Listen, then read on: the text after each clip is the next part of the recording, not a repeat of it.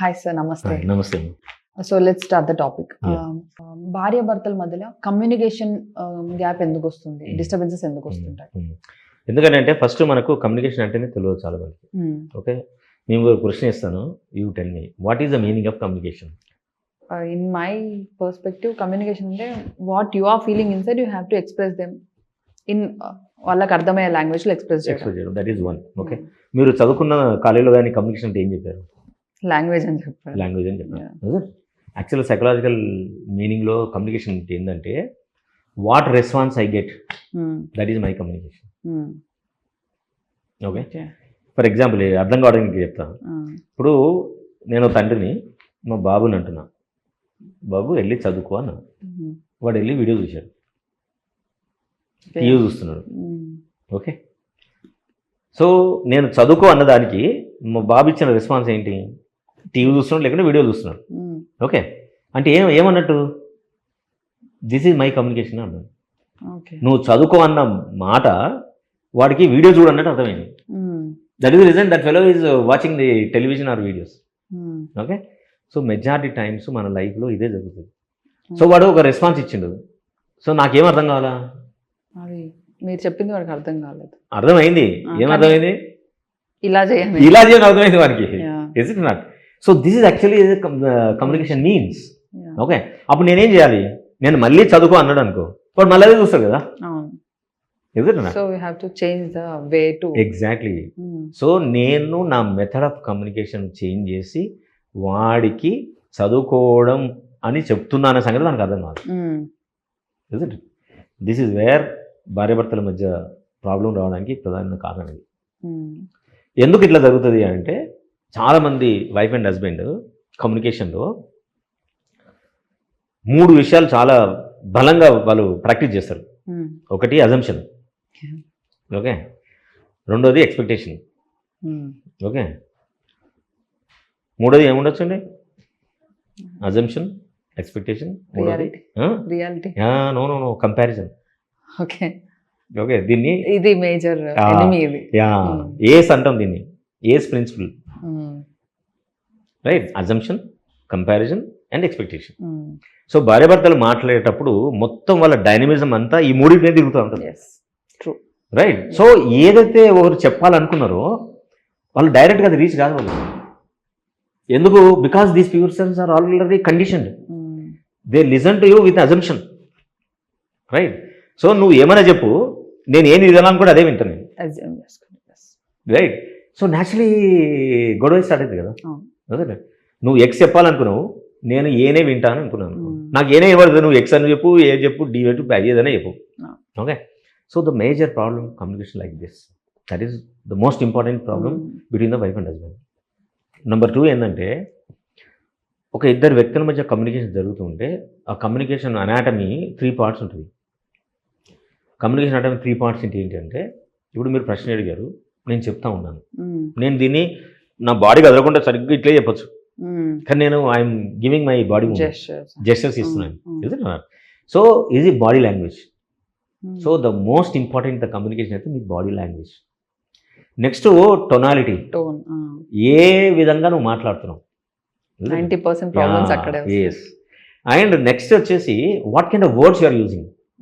Okay, so నీ కమ్యూనికేషన్లో ఈ 3 సిస్టమ్స్ని కనెక్ట్ చేసి మాట్లాడుతుంటే ఇది అవతల వ్యక్తికి ఎట్లా రీచ్ అవుతుందో that gives a lot of trouble between the people. So మేము వచ్చే కపుల్ కౌన్సిలింగ్లో కూడా we take up this issue, we'll take one situation and we ask them to role play.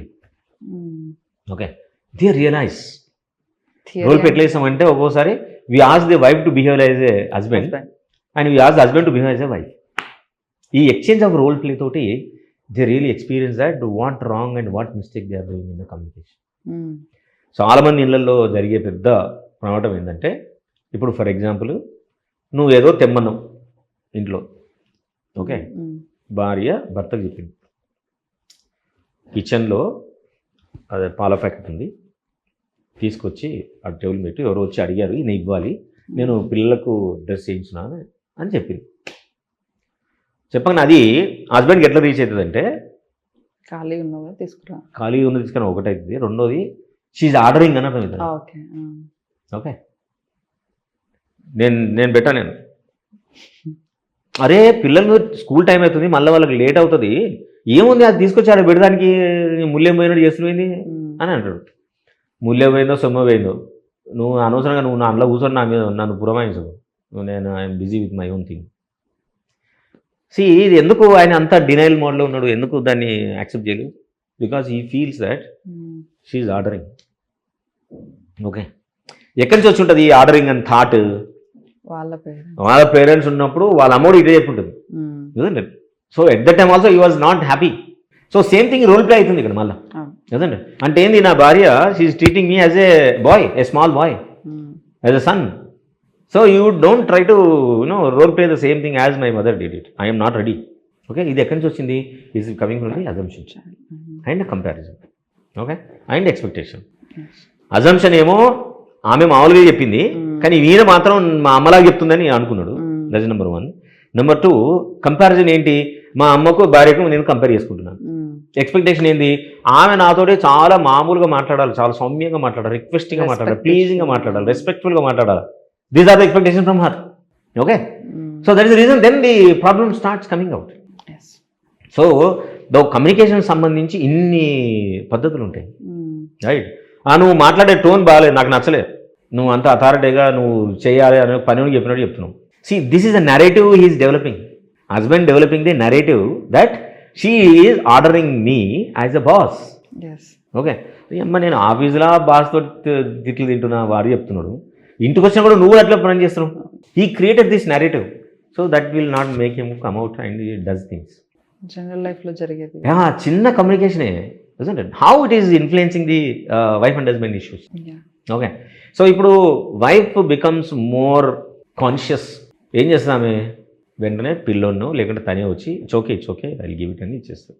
లేదు బస్తీ మీద సవాలున్న అమ్మాయి ఉందనుకో, రైట్, తీయకపోతే ఏం చేస్తావు, ఇక అక్కడి నుంచి ఫైర్ స్టార్ట్ అవుతుంది, ఇంత స్టార్ట్ అవుతుంది. So this is how communication is going to play vital role. Majority of the కపుల్స్లో what we understood is, couple మధ్యలో సమస్యకు ప్రధానమైన కారణం ఏంటంటే కమ్యూనికేషన్ ఈజ్ నాట్ ప్రాపర్. ఇంకో విషయం చెప్తాను, వైఫ్ హోమ్ మేకరే అనుకుందాం, లేదు it's okay work from home అనుకుందాం. హస్బెండ్ ఆఫీస్లో ఉంటాడు, ఆయన రోజు రెగ్యులర్గా 8కే రావాలి, కానీ రోజు 9 అయింది, 9:30 అయింది, రాడు. ఓకే, ఈమె ఫోన్ చేస్తుంది, అది ఎత్తాడు, 10:30కి వస్తుంది.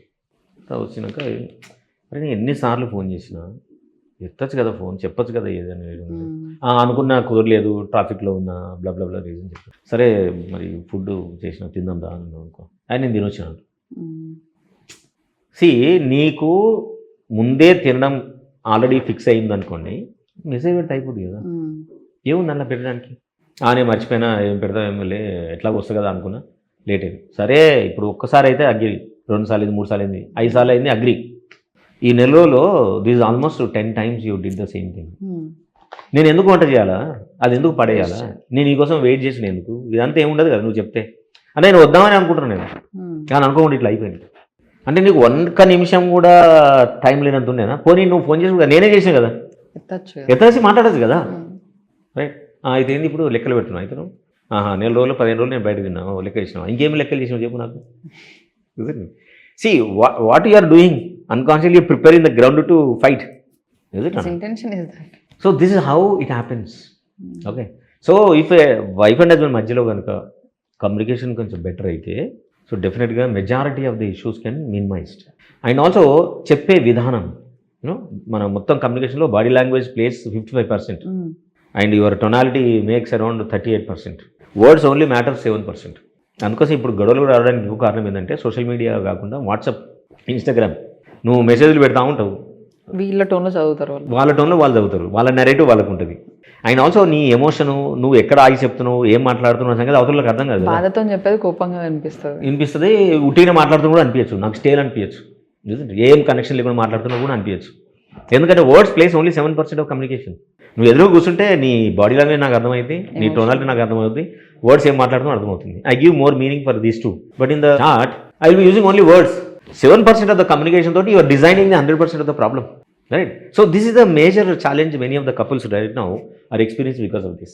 గొడవ అయినప్పుడు దాన్ని కట్ చేసి in the phone they'll continue. Yeah, that is another bigger mistake they are doing it.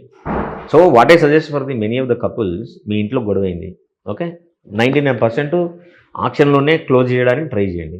Closure అవ్వటం లేదు, యూ టెల్ స్పెసిఫికలీ, నువ్వు చాట్లో పెట్టకు, నేను చాట్ చేయను. ఎందుకంటే దీని గురించి మాట్లాడడం నాకు ఇష్టమే ఉంది, కానీ చాట్లో నేను అనుకున్నది అనుకుంటే ఎక్స్ప్రెస్ చేయలేను. నా బాధ కానీ నా ఎమోషన్ కానీ నేను అనుకున్న విషయాలు నేను కరెక్ట్గా టైప్ చేయలేను. It's a boring job. And నేను ఏ ఉద్దేశం చెప్తున్నాను, నేను ఆఫీస్ పోయిన తర్వాత నేను ఏ సిచ్యువేషన్ ఉంటుందో నాకే తెలియదు. కాబట్టి మనం మళ్ళీ సాయంత్రం వచ్చాకనే మాట్లాడుకుందాం. You give the closure and go. మాట్లాడుకున్న ధడలు డోర్లు వేసుకొని లాగేసుకొని టక్కనే వెళ్ళిపోయాను కదా. సో ఈ ఉన్న వాళ్ళందరికీ it is a bigger challenge for them. So this kind of communication will help the people to not to assume anything, not to jump into the conclusion, not to label anything, not to punish themselves, not to throw the blame on somebody. So you can come back and you can talk. గొడవలు రాకుండా అభిప్రాయ భేదాలను ఎలా పరిష్కరించుకోవాలి?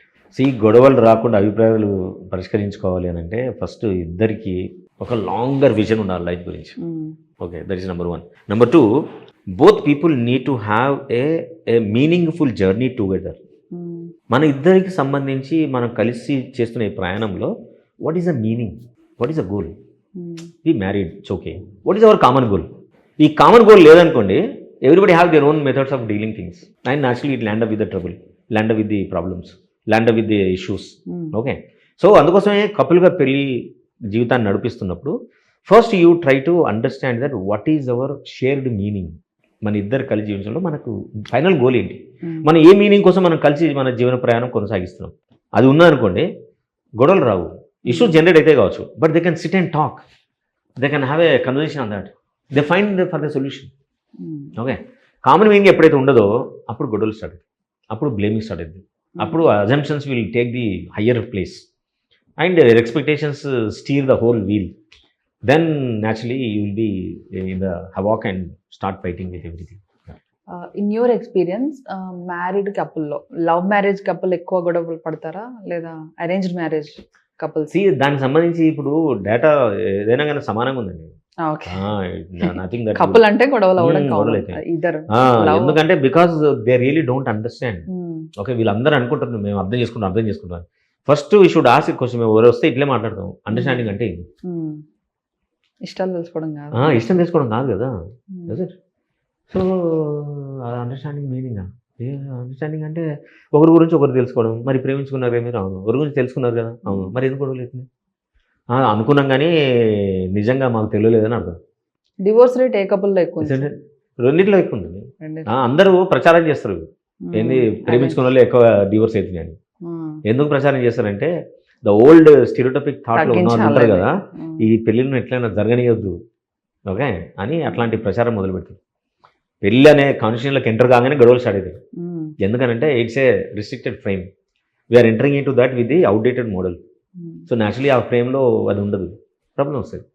ఇది ఎట్లాంటిదంటే ఇప్పుడు జనరేషన్కి అర్థం కావాలంటే, ఇప్పుడు 2013లో ఉన్న మైక్రోసాఫ్ట్ని ఇప్పుడు 2026లో ఉండే మైక్రోసాఫ్ట్ ఓపెన్ చేసిన అనుకోండి, ఓపెన్ అవుతా?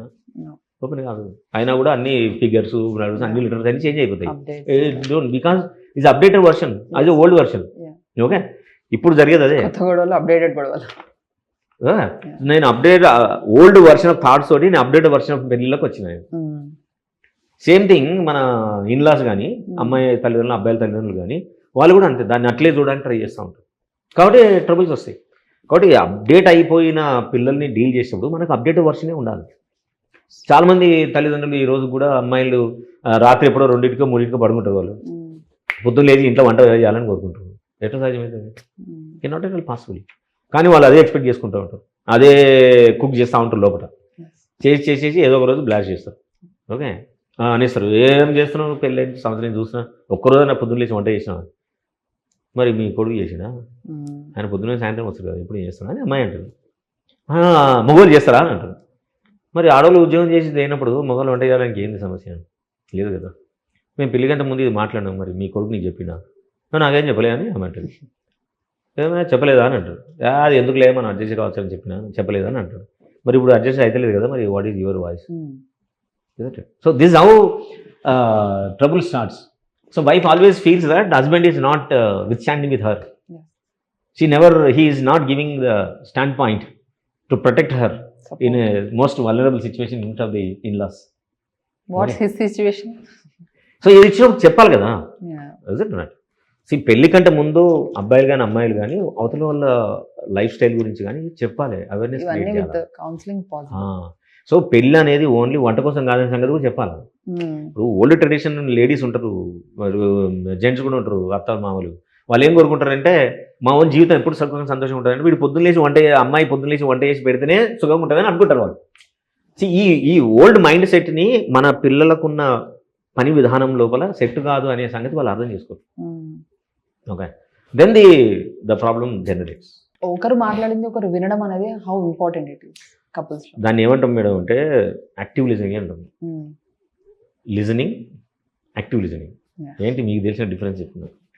వినడం, వాళ్ళు చెప్పేది వాళ్ళ ప్రాబ్లమ్ని అర్థం చేసుకోవడం. కపుల్స్ అన్నప్పుడు ఒకరి గురించి ఒకరికి ఎలా అయినా తెలుస్తుంది కదా. అవును, కానీ నా ఇంట్లోనే ఉంటా కానీ నా వైఫ్ గురించి నాకేం తెలియలేదు అనుకుందాం. ఓకే, పొద్దున్న లేస్తుంది, ఏమంటే వేస్తుంది, పోతే ఆమె కూడా అట్లీస్ట్ ఆమె చెప్తున్నప్పుడు వింటే అర్థమవుతుంది. అది యాక్టివ్ లిజనింగ్ అంటే ఏంటి? యాక్టివ్ లిజనింగ్ అంటే ఏంటంటే నువ్వు ఒక సమస్య చెప్తున్నావు నాకు, రైట్? ఇప్పుడు నన్ను ప్రశ్న అడిగారు, నేను అబ్సల్యూట్ ఇక్కడే ఉన్నాను. ఓకే, నా మైండ్ గతంలో ఎన్నోసార్లు ఈ ప్రశ్న అడిగిన వాళ్ళు ఉన్నారు, కానీ నేను I'm not going to there. I'm absolutely be attentive and what you are saying. I'm trying to give answer only to your query. Isn't it? దీన్ని యాక్టివ్ లిజనింగ్ అంటారు. యాక్టివ్ లిజనింగ్ చాలామంది భార్యాభర్తలు చేయరు. ఏం చేస్తారంటే ఇప్పుడు హస్బెండ్ వచ్చి వైఫ్తో ఒక మాట అన్నారు, ఓకేనా? వైఫ్ ఒక విషయం చెప్పింది, చెప్పగానే హస్బెండ్ మైండ్ ఏం చేస్తుందంటే it goes to past. Okay, ఇలాంటి సిచ్యువేషన్ గతంలో కూడా ఒకసారి జరిగింది. ఓకే, అప్పుడు నువ్వు మా అమ్మను ఇట్లా అన్నావు నువ్వు. Okay, how can you say like this అంటే వైఫ్ ఏమంటుంది, అది అయిపోయింది, ఇప్పుడు దీని గురించి మాట్లాడు. నువ్వు ఎప్పుడైనా అట్లా మాట్లాడుతున్నావు, you always jump in to conclusion అని ఈయన జంప్ ఇన్ టు కంక్లూజన్కి వస్తుంది. ఓకే, సో ఈ మెథడ్ని ఏమంటామంటే మనం ఇన్యాక్టివ్ లిజనింగ్ అంటాం, ప్యాసివ్ లిజనింగ్ అంటాం. అంటే అవతల వాళ్ళు చెప్పేది పూర్తిగా స్పష్టంగా అవతల వాళ్ళ సమస్యను అర్థం చేసుకునే బద్దలో నేను వినను. నా బిజీలో నేను ఉంటాను, నా ఎంగేజ్లో నేను ఉంటాను. కొందరు ఉంటారు హస్బెండ్స్, వైఫ్ వచ్చి చెప్తా ఉంటాను, వాడు మొబైల్ చూస్తూ ఉంటాడు, అవును అవునవును కరెక్ట్. వైఫ్ చిరాకు వస్తుంది, నేను వచ్చి నీకు సమస్య చెప్తే నువ్వు విని దానికి పరిష్కారం సూచించబోగా నువ్వు వినడానికి రెడీ. ఎందుకు నేను వింటున్నా, నువ్వు చెప్పినావు కదా ఇప్పుడు మొబైల్ ఏం చెప్పినా అంటున్నాను. ఏం చెప్పినావు నువ్వు, ఫలా ఇంటా ఇట్లా అన్నది, ఇంటి పక్క ఇట్లా చేసింది, ఇలా గ్యాస్ కూడా రాలేదు, ఇవే కదా చెప్పింది అంటే నేను అదే చెప్పలేదు. అవును చెప్పలేదా? అవు మరి గ్యాస్ అన్నావు కదా మధ్యలో. గ్యాస్ అన్న మాట ఏమే, కానీ అది గ్యాస్ గురించి కాదు, నాకు వస్తున్న గ్యాస్ సమస్య గురించి చెప్తున్నాను అంటుంది. అవునా, అదే అవునా, సరే ఇప్పుడు చెప్పు, వద్దులే నీకు చెప్పాల్సిన అవసరం లేదు, నాకు అర్థమైపోయింది నువ్వు ఎంత సీన్లో ఉన్నావు అని. They go out and that has a different story about it. So the active listening is very, very important, and we should all be in our couple sessions we tell them.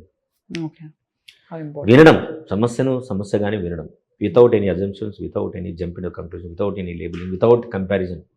When you focus on listening at the issue, automatically you will find a solution, right? And naturally trouble ఉన్నది కాస్త minimise అవుతుంది. We can't say these are all the 100% solutions చెప్పను, కానీ డెఫినెట్గా minimise అవుతుంది. At least ఎలా solution ఎలా find చేయాలో తెలుస్తుంది. You will not be developing too much of emotional steam inside. You will be on the normal platform and you can find a solution. కోపంలో మాట్లాడిన మాటల వల్ల రిలేషన్స్ డిస్టర్బ్ అయ్యే ఛాన్సెస్ ఉంటాయి. సి, కోపం is the most worst emotion as far as the couple counselling, couple relationship is concern. Okay, కోపంలో బడా 10 మాటలు అనేస్తారు. ఓకే, సో అవతల వ్యక్తులు రెడీగా క్యాచ్ చేసుకుంటారు. Okay, they keep it in the box. నువ్వు ఇంత మాట అంటావా, కోపంలో తెలుసు కదా ఎట్లా వచ్చేసింది, డోంట్ కన్సిడర్. చాలా కామన్ గా అనేస్తున్నారు sir. Even not only couple, general గా కూడా వాళ్ళకి అనాల్సింది అనేసి కోపంలో ఉన్న అర్థం చేసేసుకో. పడ్డ వాళ్ళ ఫీలింగ్ ఎవరు? అసలు కోపంలో ఈ మాట ఎందుకు అనాలి అంటే అవి ఫ్యాక్ట్స్ కాదనుకోండి, మీరు నిజంగానే మీ ఇంటెన్షన్స్ కావు, ఎందుకు వస్తాయి మాటలు? ఫీలింగ్ ఉంది వాళ్ళకి. You have somewhere the database. Okay, మీ అకౌంట్లో మీరు డిపాజిట్ చేసి పెట్టుకున్నారు. ఓకే, దేర్ ఆల్ దవాకే రకే. ఓకే, ఇప్పుడు వచ్చింది and you are opening up that and you are vomiting in front of me. Okay, so న్యాచురల్గా ఈ కోపానికి సంబంధించిన మాటలు అన్నప్పుడు ఇది ఎక్కడి నుంచి వస్తాయి అంటే అయితే వాళ్ళు చిన్నప్పుడు పెరుగుతున్నప్పుడు వాళ్ళ పేరెంట్స్ వచ్చి పికప్ చేసే కావచ్చు. ఓకే, రెండోది వీళ్ళ ఫ్రెండ్స్తో డీల్ చేసినప్పుడు ఇష్యూస్ కావచ్చు. ఓకే, మూడోది ఒక రిలేషన్షిప్లో ఎప్పుడైనా ఉంటే కనుక ఆ రిలేషన్షిప్లో వచ్చిన అబ్యూస్ సంబంధించినవి కావచ్చు. ఈ మనిషి ఈ మాట అనేసరికి they all connect with them past experience and they blurt out, they vomit on others. Okay, కాబట్టి ఫస్ట్ మనం అర్థం చేసుకోవాల్సింది ఏంటంటే కోపంలో అన్న మాటలు మనకు క్వశ్చన్ చేసుకోవాలి. What is intention? నిజమే నాకు కోపం వచ్చింది అనగానే what is my intention, why I should say these words? ఏమి ఆశించి నేను ఈ మాటలు అంటున్నాను అంటే my intention is to make him feel painful, or my intention is to break this relationship, or my intention is to that I did not forget what you did earlier. I'm very conscious when ever get a situation I'm ready to shoot at you అని చెప్పడం ఉద్దేశమా ఏంటి? This ఎవరైతే కోపంతో ప్రదర్శిస్తారో వాళ్ళు they need to rise a question. Okay, so ఎప్పుడైతే ఈ క్వశ్చన్లు వేసుకుంటారో వాళ్ళ consciousness become like a wifi, alert అవుతుంది. ఓకే, సో ఎక్కువ శాతం మీరు ఎప్పుడైతే వైఫ్ అనేది మధ్యలో ఉన్నప్పుడు వైఫ్ హస్బెండ్ కొంచెం కాన్షియస్గా ఉన్నారనుకోండి చాలా వరకు గొడవలు రాకుండా చూడొచ్చు. ఓకే, సో ఆ కాన్షియస్నెస్ ఉండి జరిగింది it's okay, somehow we'll find a solution. Will not repeat. Yeah, don't worry, don't become too emotional.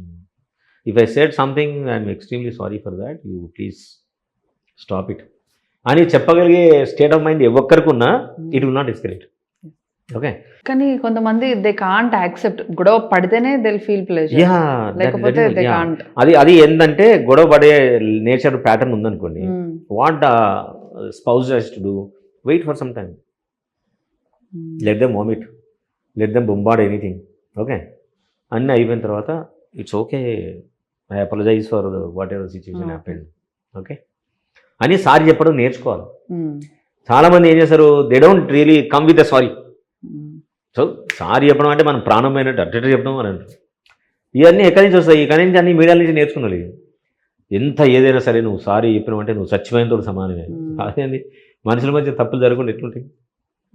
నువ్వు ఎవరైనా తీసుకొని ఈ సమాజంలో ఈ మనిషి జీవ చరిత్రనే తప్పులతో స్టార్ట్ అయింది. ఎన్ని లక్షల కోట్ల తప్పులు చేస్తే మనిషి ఈ రోజున పరిణామం చెందాడు. ఎన్ని సైంటిఫిక్ ఇన్నోవేషన్ తప్పుల వల్ల జరిగింది.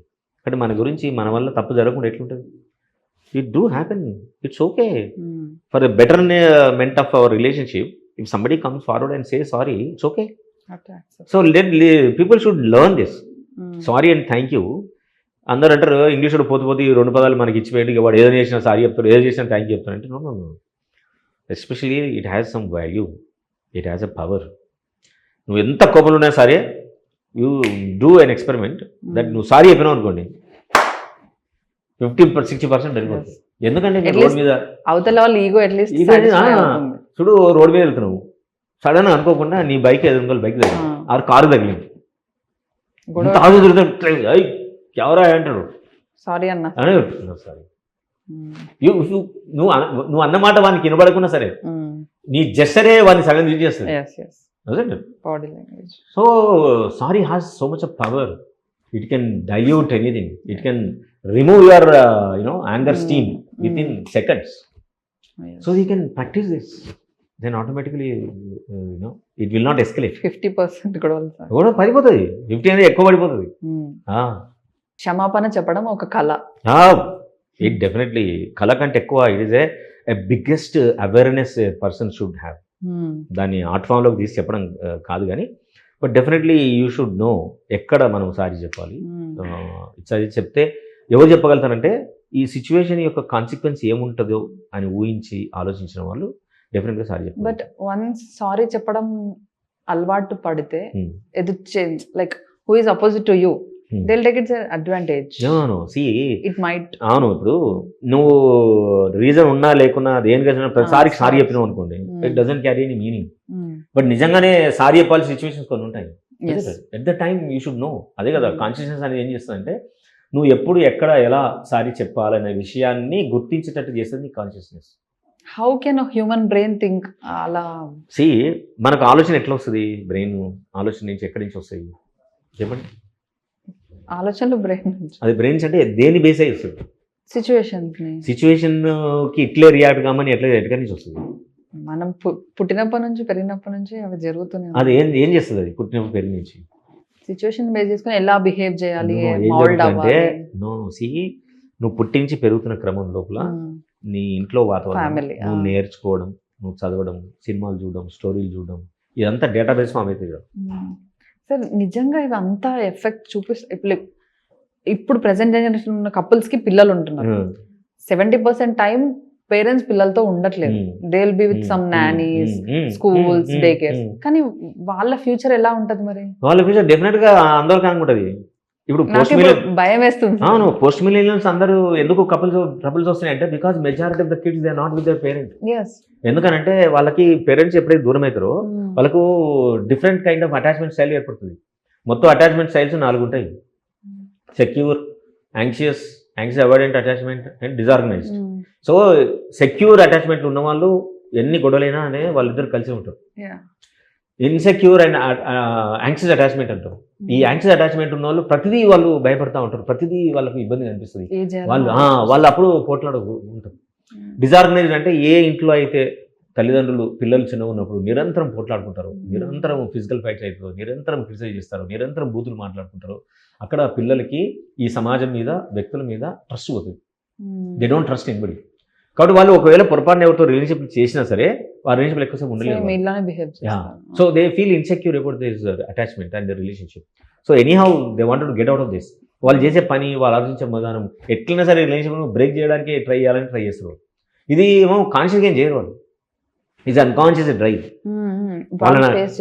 వాళ్ళని పుష్ చేసి ఆ రిలేషన్షిప్ని బ్రేక్ కావడానికి ఎక్కువ అవకాశం ఉంది.